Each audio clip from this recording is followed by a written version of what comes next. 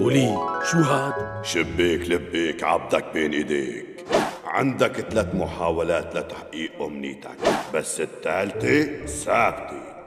وإذا ما عجبك بس طق بإصبعتينك هيك وقول فركش فركش. بقى شو طلباتك يا مولاي؟ بدي يكون عندي نسوان كتير وعبيد كتير ومصاري كتير. طلبك مجاب يا مولاي. صليل الصوارم نشيد الخلاف ودرب القتال طريق الحياة. ما هذا؟ ماذا أرى؟ تبا لك من مارد. فركش فركش. هيك بتعمل فيني يا منظوم؟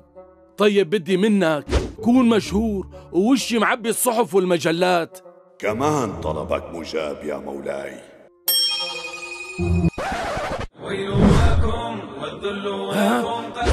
لك يخرب بيته لهالمارد.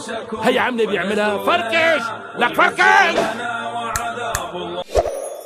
لك شو هذا اللي عم تعمله فيني؟ اللي شو عم تعمل فيني؟ طيب بدي يكون حلو كتير وفوت بعلاقة واطلع من علاقة. بس دير بالك، هاي المرة الأخيرة والثابتة يا مولاي. خلص يا مارد، أنا اعتمدت. طلبك مجاب يا مولاي.